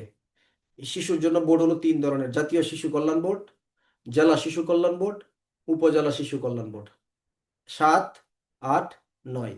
জাতীয় শিশু কল্যাণ বোর্ডের চেয়ারম্যান থাকবে সমাজ কল্যাণ মন্ত্রণালয়ের দায়িত্ব মাননীয় মন্ত্রী। জেলা শিশু কল্যাণ বোর্ডের চেয়ারম্যান থাকবে জেলা প্রশাসক। উপজেলা শিশু কল্যাণ বোর্ডের চেয়ারম্যান থাকবে উপজেলা নির্বাহী অফিসার। যদি এমসিকিউ প্রশ্ন আসে সর্বোচ্চ এতটুকু আসবে, 7, 8, 9।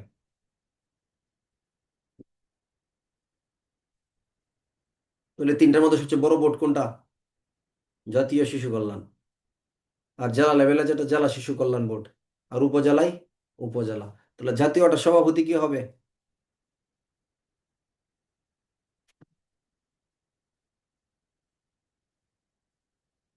সমাজ কল্যাণ মন্ত্রী।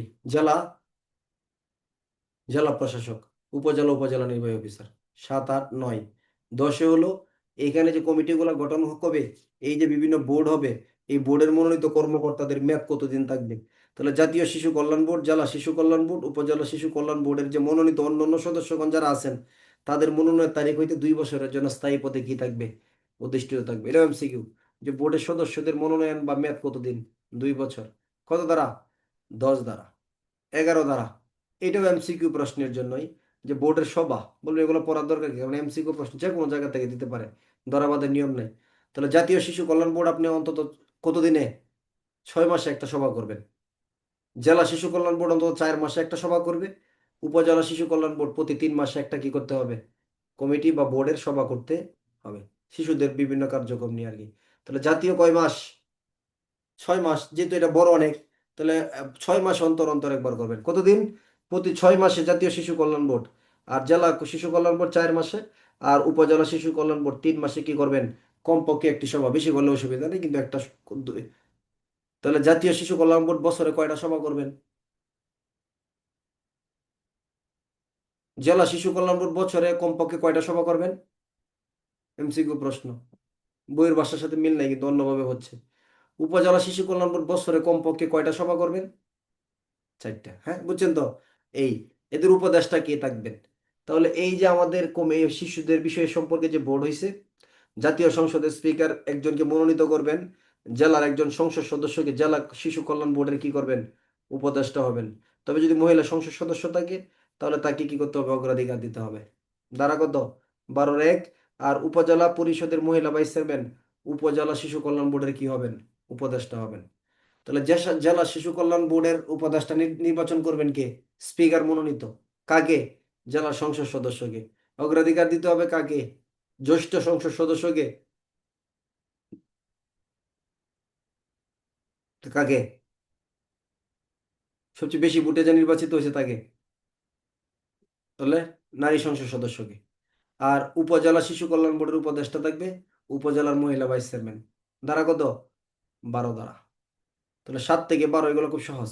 7-এ জাতীয় শিশু কল্যাণ বোর্ড, 8-এ উপজেলা, 9 উপজেলা, 10 সদস্যদের মেয়াদ, 11 কমিটির সভা, 12 কি? উপদেষ্টা। 13 ধারা, 13-14 খুবই ইম্পর্টেন্ট। শিশু আইনের সবচেয়ে গুরুত্বপূর্ণ ধারা হলো এগুলো 13-14 ধারা। শিশু আইনের 13 এবং 14 এই ধারাগুলো খুবই গুরুত্বপূর্ণ। শিশু আইনের 4র্থ অধ্যায়। তাহলে 13 ধারা আলোচনা বিষয়বস্তু কি? শিশু বিষয়ক ডেস্ক। স্বরাষ্ট্র মন্ত্রণালয় প্রত্যেক থানায়, বাংলাদেশে যে কয়টা থানা আছে প্রত্যেকটা থানায় সাব ইন্সপেক্টরের নিম্নে নয় এমন একজন কর্মকর্তাকে দায়িত্ব প্রদান ক্রমে একটি শিশু বিষয়ক ডেস্ক গঠন করবেন। তবে যে থানায় মহিলা সাব ইন্সপেক্টর আছে তাকে কি করতে হবে? অগ্রাধিকার অগ্রাধিকার দিতে হবে সেখানে এই দায়িত্বে। এটা হলো শিশু আইনের 13 কত ধারা? 1 ধারা। আর এই যে যে শিশু বিষয়ক ডেস্কে যে দায়িত্বপ্রাপ্ত কর্মকর্তা, ওনার নাম হবে শিশু বিষয়ক পুলিশ কর্মকর্তা। কি নাম হবে? শিশু বিষয়ক পুলিশ কর্মকর্তা।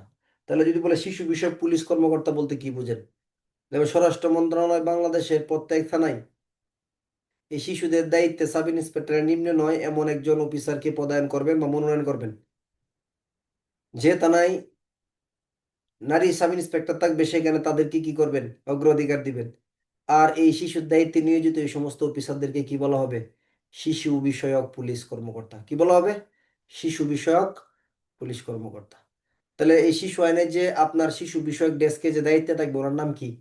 নারী ও শিশু বিষয়ক পুলিশ অফিসার বা নারী ও শিশু বিষয়ক পুলিশ কর্মকর্তা। ক, শিশু কর্মকর্তা। ক, নারী ও শিশু কর্মকর্তা। ঘ, শিশু বিষয়ক পুলিশ কর্মকর্তা। নাম দিয়ে দিবে কিন্তু, যে এটার নাম হবে কি? শিশু বিষয়ক পুলিশ কর্মকর্তা। শিশু বিষয়ক কি? পুলিশ কর্মকর্তা। তাহলে এটা কোথায়? সারা বাংলাদেশের কি সকল থানায়। কে করবেন এটা? এই শিশু বিষয়ক ডেস্ক গঠন করার ক্ষমতা বা দায়িত্ব কার?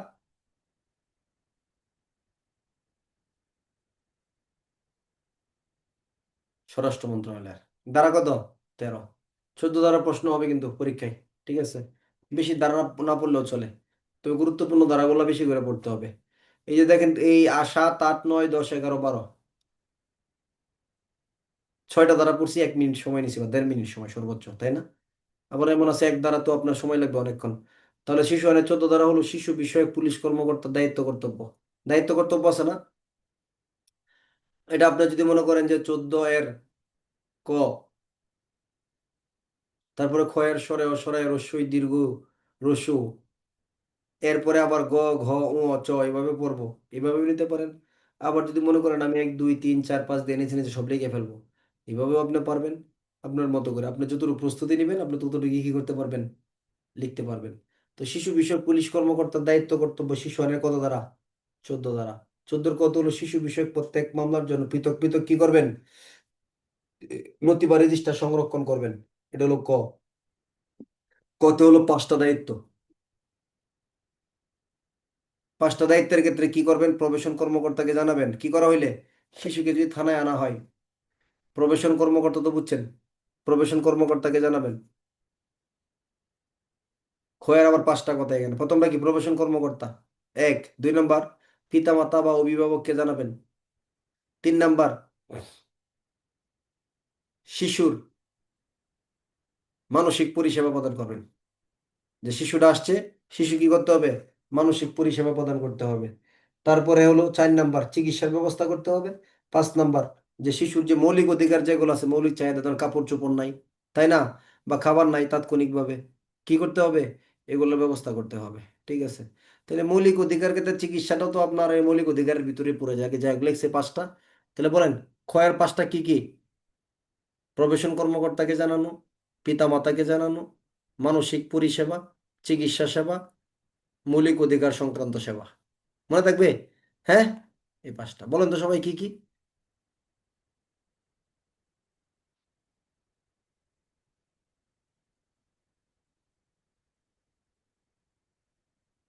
এটা শিশু আইনের সবচেয়ে গুরুত্বপূর্ণ ধারা কিন্তু।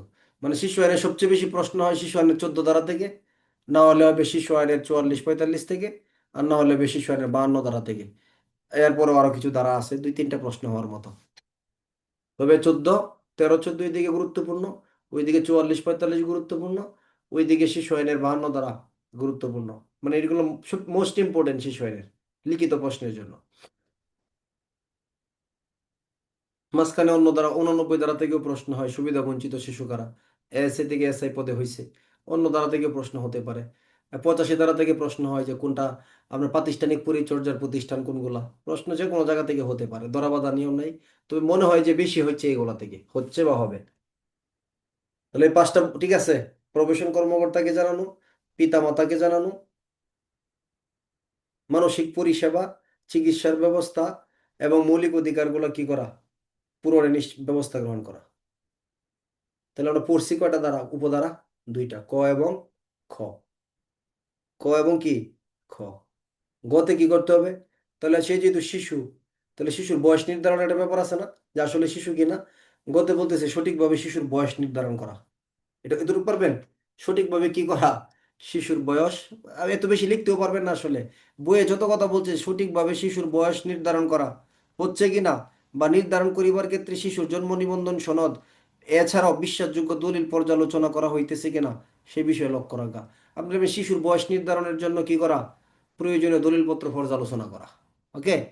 শিশুর বয়স নির্ধারণের জন্য প্রয়োজনীয় দলিলপত্র কি করা? পর্যালোচনা করা। গ। ঘতিকে বলতেছে শিশুর জন্য জামিনের ব্যবস্থা করা, জামিনের ব্যবস্থা না থাকলে বিকল্প পন্থায় প্রেরণের ব্যবস্থা করা। কয়টা কথা এখানে? দুইটা। ঘতে, যে শিশুর জন্য জামিনের ব্যবস্থা করতে হবে, অথবা যদি জামিনের বিকল্প পন্থা অথবা জামিনের ব্যবস্থা গ্রহণ করা, একসাথে দিয়ে দেবে যে বিকল্প পন্থা অথবা কি জামিনের। ঘ। মতে হলো জামিনেরও ব্যবস্থা নাই, বিকল্প পন্থারও ব্যবস্থা নাই, তাহলে সেই ক্ষেত্রে শিশুকে কি করতে হবে? মতে গিয়া নিরাপদ স্থানে বা নিরাপদ হেফাজতে প্রেরণ করা। চতে হলো এই শিশু বিষয়ক এই কার্যক্রম সম্পর্কে প্রত্যেক মাসে, কত? প্রত্যেক মাসে কাকে? প্রবেশন কর্মকর্তাকে, পুলিশ সুপারের মাধ্যমে পুলিশ অধিদপ্তরকে এবং জেলা আইনগত সহায়তা কমিটির নিকট কি করা? রিপোর্ট প্রদান করা। এই সম্পর্কে প্রতি মাসে শিশুর মামলা তথ্য প্রতিবেদনাগারে প্রবেশন কর্মকর্তার নিকট, পুলিশ সুপারের মাধ্যমে পুলিশ হেডকোয়ার্টারে এবং জেলা আইনগত সহায়তা কমিটির নিকট কি করা? প্রেরণ করা। কে বলতে পারবেন একবারে ক থেকে আপনার এই চ পর্যন্ত? পারবেন? আমি এখন একবার বলবো, এরপর আপনারা বলবেন। রেডি? তাহলে শিশু বিষয়ক পুলিশ কর্মকর্তার দায়িত্ব কর্তব্য কি? 14 ক, শিশু বিষয়ক প্রত্যেক মামলার জন্য পৃথক পৃথক নথি প্রস্তুত সংরক্ষণ করা। ওকে? এটা চলে গেল কতে। খতে গিয়ে লিখবেন যে থানায় আনয়ন করা হইলে নিম্নের কাজগুলো করতে হবে। কি কি? খয়ের আবার পাঁচটা অংশ। প্রবেশন কর্মকর্তাকে জানাবো, আগে পিছে হইলে কোনো সমস্যা নাই। পিতা মাতাকে জানাবো, মানসিক পরিষেবা প্রদান করা, চিকিৎসার ব্যবস্থা করা, মৌলিক অধিকার পূরণের ব্যবস্থা গ্রহণ করা। কয়টা গেল তোরা? দুইটা। 14 ক, খ। এখন আবার গ, তার বয়স নির্ধারণের জন্য প্রাসঙ্গিক দলিলপত্র পর্যালোচনা করা। ঘ, বিকল্প পন্থা জামিনের ব্যবস্থা করা। ঙ, জামিনের ব্যবস্থা বিকল্প পন্থা না থাকলে নিরাপদ হেফাজতে প্রেরণ করা। ছ, প্রত্যেক মাসে এই মামলা সম্পর্কিত প্রতিবেদন বা কার্যক্রম কি করতে হবে? নির্দিষ্ট চক আকারে প্রবেশন কর্মকর্তাকে, পুলিশ সুপারের মাধ্যমে অধিদপ্তরে, জেলা আইনগত সহায়তা কমিটির নিকট কি করতে হবে? রিপোর্ট দিতে হবে। ঠিক আছে। আমি যদি বলেন এত কিছু আমার মনে থাকবে না, যে ক খ গ গ আবার সরে সরে, তাহলে এখানে যে কটা মনে থাকে, আর আলাদা আলাদা নথিপত্র, বা চিকিৎসা দিতে হবে, খাবার দিতে হবে, মৌলিক অধিকার একেবারে হবে, চিকিৎসা দিতে হবে, খাবার দিতে হবে, পোশাক দিতে হবে, সেবা করতে হবে, বুঝেন নাই? তারপরে বয়স নির্ধারণ করতে হবে, জামিনের ব্যবস্থা করতে হবে, বিকল্প পন্থার, ওই সব একসাথে লিখে নিচে ধারা দিয়ে দেবেন। কত ধারা? 14 ধারা। কত? 14। এখন অনেকে আসতে সহজে একবার বললে কথাগুলো এইভাবে আসে।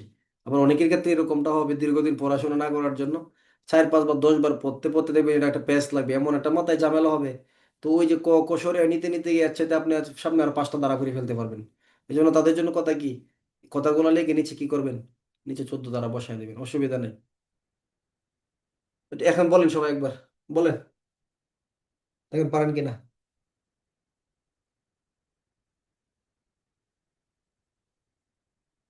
এটা গুরুত্বপূর্ণ কিন্তু।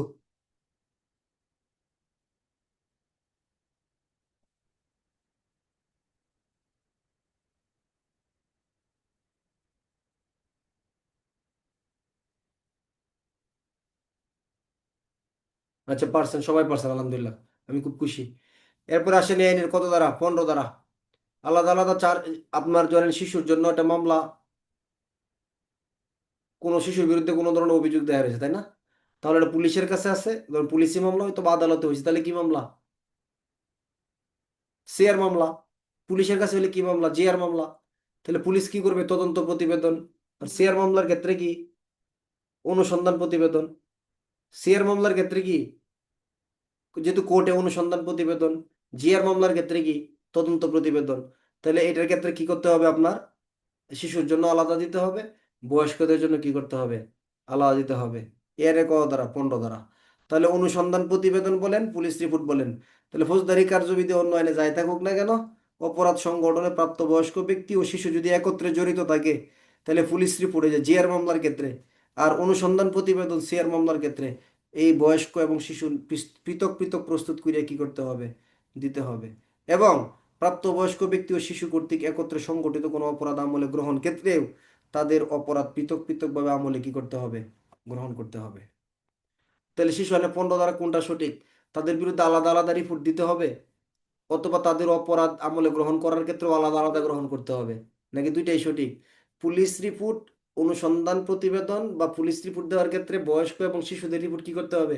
এক চার্জশিটে কখনো 18 বছরের কম বয়স্ক শিশু আর কখনো 30 বছর বয়সী শিশু একসাথে চার্জশিট হতে পারে না। হইতে পারবে? এটা সিআর মামলা হোক আর জিআর মামলা হোক, আলাদা দিতে হবে। আর তাদের বিরুদ্ধে মামলা গ্রহণ বা বিচার কার্যক্রম শুরু হবে, সেই ক্ষেত্রে গ্রহণ করতে হবে কিভাবে? আলাদা আলাদাভাবে। শিশু আইনের 15 দ্বারা। যে শিশু আইনে শিশুর অধিকার সমূহ কি, বা শিশুর পক্ষে কি কি বিষয়গুলো আছে, এটা পুরা শিশু আইনটাই শিশুর পক্ষে মূলত। ঠিক আছে। এটা হলো শিশু আইনের কত দ্বারা? 15 দ্বারা। 15 টাইপের এমসিকিউ এর জন্য, লিখিত প্রশ্নের জন্য খুব জরুরি না? এখন কোনো অপরাধ তো ম্যাজিস্ট্রেট আমলে গ্রহণ করার পর মামলাটি বিচারের জন্য তিনি কি করবেন? অপরাধ আমলে গ্রহণ করছেন, এখন বিচারের জন্য প্রস্তুত করতে হবে না নথি? তখন যদি দেখেন অপরাধটা শিশু সংগঠন করছেন, তাহলে শিশু আদালতে পাঠিয়ে দিবেন। আর যদি দেখেন প্রাপ্তবয়স্ক ব্যক্তি কর্তৃক করছেন, তাহলে এখতিয়ার সম্পন্ন আদালতে প্রেরণ করবেন। ক এবং খ এর অধীনে মামলা প্রেরণের বিষয়টি পাবলিক প্রসিকিউটরকে কি করবেন? অবহিত করবেন। এখন আমার প্রশ্ন হলো, এখানে পাবলিক প্রসিকিউটরকে কেন অবহিত করলো? বলেন তো সবাই। যে শিশু আদালতের, ধরুন আমি ম্যাজিস্ট্রেট, আমার কাছে এখন মামলার কি আসছে? অনুসন্ধান প্রতিবেদন বা তদন্ত প্রতিবেদন। এখন আমি মামলা বিচারের জন্য গ্রহণ করব না, এখন দেখছি শিশুর বিচার হবে, তাহলে মামলা কোথায় পাঠাবো? শিশু আদালতে। আর প্রাপ্তবয়স্কটা হইলে উপযুক্ত আদালতে। আমি রিপোর্টটা কাকে দিব? রিপোর্টটা পাবলিক প্রসিকিউটরকে কেন দিচ্ছি? কারণ এই শিশুর বিচারগুলো কোন আদালতে হবে? যদিও বা শিশু আদালত হবে, দায়রা আদালতের ক্ষমতা প্রয়োগ করবে। কোন আদালতের? দায়রা আদালত। এই আদালতের নাম কি হবে? ম্যাজিস্ট্রেট আদালত, সংক্ষিপ্ত বিচার, নাকি দায়রা আদালত? দায়রা আদালত। তাহলে দায়রা আদালতের বিচার হইলে সকল ক্ষেত্রে কি করতে হয়? পাবলিক প্রসিকিউটরকে রিপোর্ট দিতে হয়। মনে আছে ফৌজদারি কার্যবিধি কত দ্বারা বলেন? যে শিশু যদি বিচার, আচ্ছা বলেন কত দ্বারা? যদি মামলা একমাত্র দায়রা আদালতে বিচারযোগ্য হয়, তাহলে মামলা প্রেরণ করব, আসামি প্রেরণ করব, নথিপত্র প্রেরণ করব, এবং পাবলিক প্রসিকিউটরকে রিপোর্ট দিব। ধারা কত? ফৌজদারি কার্যবিধি আইনের 200 500 টাইপের গদারা নাকি 200 500 টাইপের গদারা কারণ কেন ওই যে মামলা দায়রা আদালতে বিচারযোগ্য হয়েছে এই জন্য আমি কোথায় রিপোর্ট দিয়ে দিছি পাবলিক প্রসিকিউটরকে রিপোর্ট দিয়ে দিছি। হ্যাঁ সব কিছু খালি মুখস্থ করা যাবে না, কিছু কিছু বিষয় বুঝতে হবে, তাই না? আচ্ছা, ফৌজদারি কার্যবিধি আইনের সরি নারী শিশু নির্যাতন শিশু আইনের পরবর্তী ধারা হলো 16 ধারা, এটাও এমসিকিউ এর প্রশ্নের জন্য। 16 ধারাটাও কি এমসিকিউ প্রশ্নের জন্যই মূলত।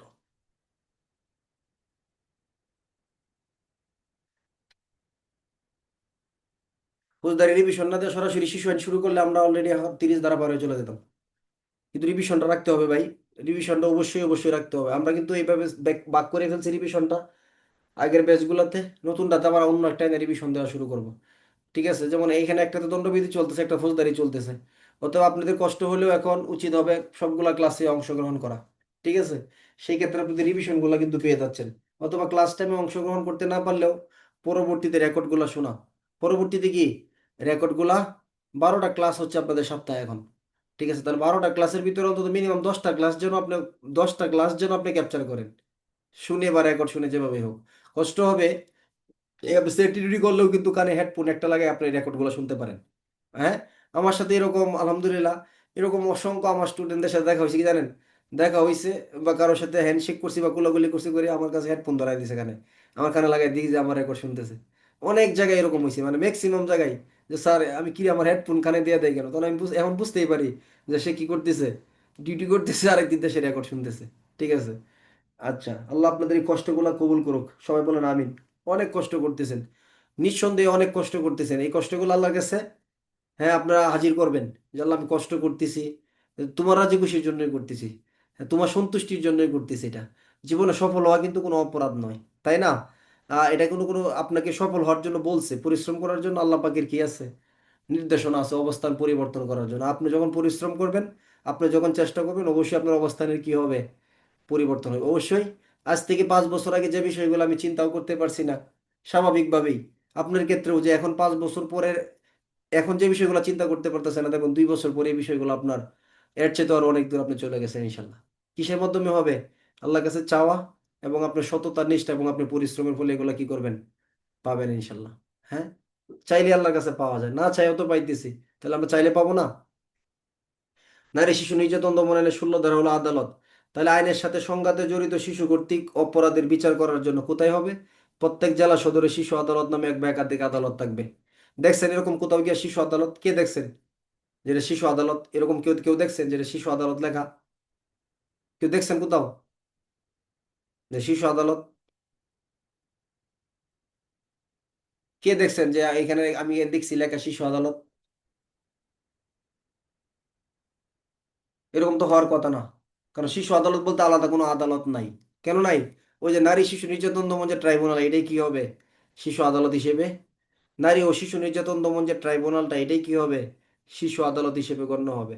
তাহলে প্রত্যেক জেলা সদরে শিশু আদালত নামে এক বা একাধিক আদালত থাকবে। নারী শিশু নির্যাতন দমন আইন 2000 সালের বা যারা 26-এর গঠিত যে প্রত্যেক নারী শিশু নির্যাতন দমন ট্রাইব্যুনাল উপধারায় উল্লেখিত শিশু আদালত হিসেবে কি হবে, গণ্য হবে। নারী শিশু নির্যাতন দমনে যে ট্রাইব্যুনালটা, এটি কি হবে, শিশু আদালত হিসেবে গণ্য হবে। তবে শর্ত থাকে যে কোনো জেলায় যদি কোনো ট্রাইব্যুনাল না থাকে, তাহলে জেলা ও দায়রা জজ স্বীয় অধিক্ষেত্রে এক উল্লেখিত শিশু আদালত হিসেবে কি হবে, গণ্য হবে। তাহলে যে দায়রা আদালত আছে না, এই দায়রা আদালতে কি হবে, শিশু আদালত হিসেবে গণ্য হবে।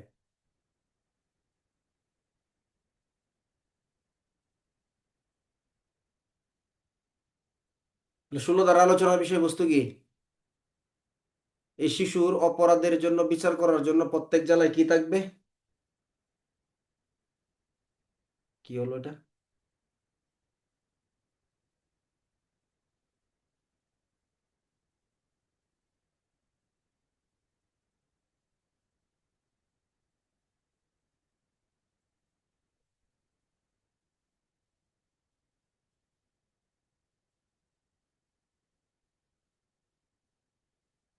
শুনতে পাচ্ছি?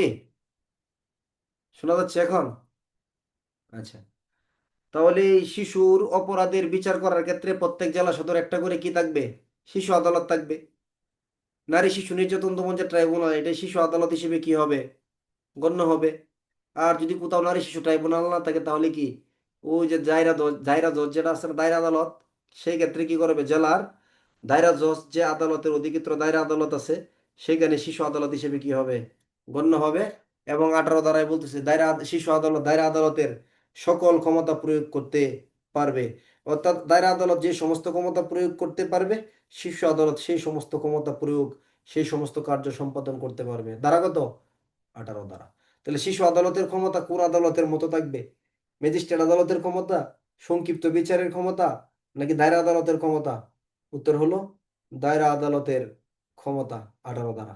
তাহলে 16 ধারা হলো শিশু আদালত, আর 18 ধারা হলো শিশু আদালতের কি ক্ষমতা, আর 17 ধারা হলো শিশু আদালতের অধিবেশন। স্বাভাবিকভাবে যে বিচার কার্যক্রমে যেভাবে হয় এভাবে অধিবেশন হবে, ওই সময়ে হবে, ওই তারিখে হবে, ওই স্থানে হবে, না প্রচলিত যে সমস্ত দালান কোঠায় হয়, যে সমস্ত কামরায় বা স্থানে হয়, এই সময়ে এই স্থানে দালান কোঠা ব্যতি রেখে অন্যভাবে শিশুর বিচার কার্যক্রম কি হবে, অধিবেশন পরিচালিত হবে। এবং প্রাপ্তবয়স্ক ব্যক্তি ব্যতীত শুধুমাত্র শিশুর জন্য শিশু আদালতের অধিবেশন কি করতে হবে, অনুষ্ঠান করতে হবে। শিশু আইনের 17 ধারা। শিশু আইনে কত ধারা? 17 ধারা। তাহলে 16 ধারা হলো শিশু আদালত, 17 ধারা হলো শিশু আদালতের অধিবেশন ক্ষমতা, যে সময় যে স্থানে হয়, যে সমস্ত দালান কোঠা হয় সেখানে না হয়ে অন্য জায়গায় হবে, বয়স্কদের থেকে আলাদা নিয়ে তাদের বিচার কার্যক্রম শুরু হবে। আর দায়রা আদালতের সকল ক্ষমতা শিশু আদালত কি করতে পারবে, প্রয়োগ করতে পারবে। তাহলে এই আইন শিশু আইন হিসেবে অভিহিত হবে 1 ধারা। 2 ধারায় হলো সংজ্ঞাসমূহ। সংঘাতে জড়িত কারা? যার বিরুদ্ধে অভিযোগ হয়েছে বা দোষী সাব্যস্ত হয়েছে, সংস্পর্শে আসা গিয়ে যে ভিকটিম বা সাক্ষী, তিনি হলো অন্য আইনে যাই থাকুক না কেন, ওই আইনকে প্রাধান্য দিতে হবে। 4 18 বছরের কম যারা, তারা শিশু হিসেবে গণ্য হবে। 5 প্রবেশন কর্মকর্তা কারা, বুঝছেন তো? প্রবেশন কর্মকর্তা শিশুর দায়িত্বে নিয়োজিত যে সমস্ত কর্মকর্তা জেলা উপজেলা বা মহানগর এলাকায় নিয়োজিত করা হয়, তারা না থাকলে জেলা বা উপজেলার সমাজসেবা কর্মকর্তা বা সমমান কর্মকর্তা দায়িত্ব পালন করবে। শিশু ও প্রবেশন কর্মকর্তার দায়িত্বগুলো কয়টা ভাগে ভাগ হয়েছে? থানায় নিয়ে আসলে, আদালতে নিয়ে গেলে, আর হলো প্রত্যায়িত প্রতিষ্ঠানে প্রেরণ করলে। পারবে না নিজের মতো করে? থানায় কেন নিয়ে আসছে জানবেন, জামিনের ব্যবস্থা করবেন, বিকল্প পন্থা, তার সাথে দেখা করবেন, পুলিশকে জিজ্ঞেস করবেন কেন নিয়ে আসলো ইত্যাদি। আদালতে নিয়ে গেলে কি করবেন, সঙ্গ দিবেন, তার কাছে উপস্থিত থাকবেন, প্রতিবেদন প্রস্তুত করবেন, জেলা বা সরকারি বেসরকারি সহায়তা কমিটির সংস্থার সাহায্য সহযোগিতা গ্রহণ করবেন ইত্যাদি। 8 9 10, 7 8 9 10 জাতীয়, 7 8 9 জাতীয় জেলা উপজেলা। পারবেন না এগুলো? 10 হলো মেয়াদ 2 বছর, 11 হলো কমিটি, 12 হলো উপদেষ্টা, 13 হলো কি স্বরাষ্ট্র মন্ত্রণালয়। বাংলাদেশের প্রত্যেক থানায় কি করবেন, শিশু বিষয়ক একটা ডেস্ক গঠন করবেন, যেখানে সাব ইন্সপেক্টর থেকে উপর অফিসারকে অগ্রাধিকার দিবেন, এবং মহিলা সাব ইন্সপেক্টরের ক্ষেত্রে অগ্রাধিকার দিবেন। আর ওনার নাম হবে শিশু বিষয়ক পুলিশ কর্মকর্তা। 14 ধারাটা বলেন সবাই, পারবেন না? এটা হচ্ছে মূল আজকের আলোচনার। শিশু বিষয়ক পুলিশ কর্মকর্তার দায়িত্ব কর্তব্য কি? শিশু বিষয়ক মামলার জন্য পৃথক পৃথক নথি প্রস্তুত করতে হবে। শিশুকে থানায় আনায়ন করা হইলে কাকে জানাবে? প্রবেশন কর্মকর্তাকে জানাবে, পিতামাতাকে জানাবে। তারপরে মানসিক চিকিৎসা মৌলিক। পারবেন তো? গতে হলো কি জন্ম সনদ বা বয়স নির্ধারণ, গতে হলো জামিন বিকল্প পন্থা, আর ওতে হলো কি নিরাপদ হেফাজত, ছতে হলো কি রিপোর্ট প্রদান করা। এই তো। 15 হলো আলাদা চার্জশিট, ফাইনাল রিপোর্ট, এবং আলাদাভাবে অভিযোগ নিতে হবে। 15 কতে হলো শিশুর জন্য শিশু আদালতে পাঠাইতে হবে, বয়স্কদের জন্য বয়স্কদের আদালতে, পাবলিক প্রসিকিউটরকে রিপোর্ট দিতে হবে। 16 ধারা হলো প্রত্যেক জেলায় শিশুর বিচার করার জন্য কি থাকবে, শিশু আদালত থাকবে। নারী ও শিশু নির্যাতন দমন যে ট্রাইব্যুনাল, এটা শিশু আদালত হিসেবে গণ্য হবে। প্রয়োজনে দায়রা আদালতে বিচার কার্যক্রম পরিচালিত হবে। শিশু আইনের 16 ধারা, অধিবেশন সাধারণত প্রচলিত নিয়ম কানুন সময় স্থান তারিখ ব্যতীত অন্য স্থানে হবে, আলাদা কোনো দালান কোঠায় হবে।